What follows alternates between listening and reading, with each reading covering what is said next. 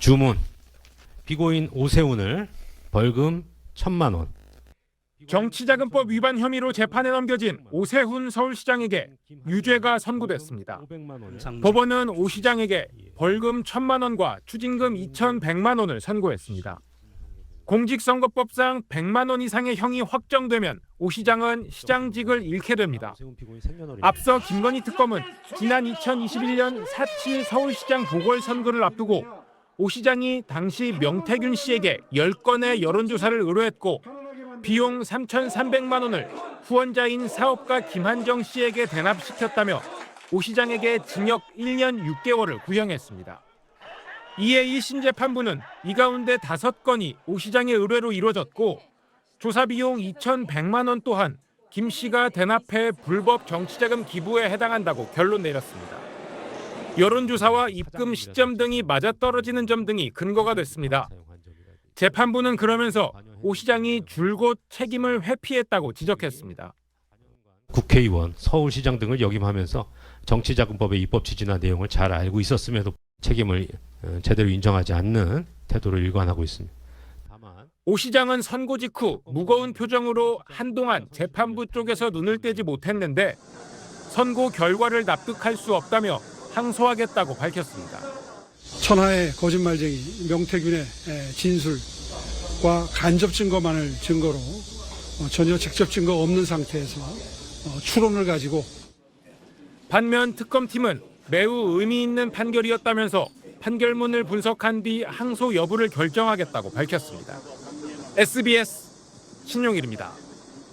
되어 있었기 때문에 국민의힘 소속인 오세훈 서울시장이 정치자금법 위반 혐의 1심 재판에서 당선 무효형에 해당하는 벌금 1,000만 원을 선고받았다는 소식에 민주당은 명백한 범죄에 대한 사필 규정의 결과라고 논평했습니다.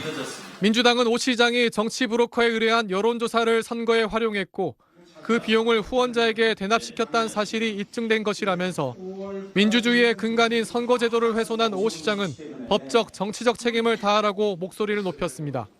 서울시의회 민주당 측은 취임 한 달도 안 된 오 시장의 사법 리스크로 수도 서울의 시정 혼란은 불가피해졌다며 오 시장의 자진 사퇴를 요구했고 조국혁신당도 사퇴가 국민과 서울 시민이 할 수 있는 마지막 도리라고 날을 세웠습니다.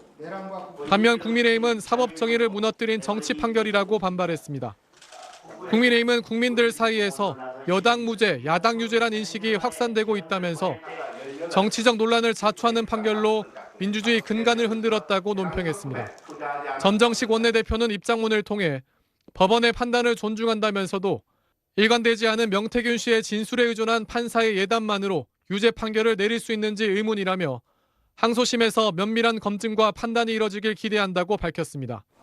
무소속 한동훈 의원은 관련자 증언의 신빙성이 떨어지고 비약이 많아 납득하기 어려운 판결이란 글을 SNS에 올렸습니다. SBS 손형환입니다.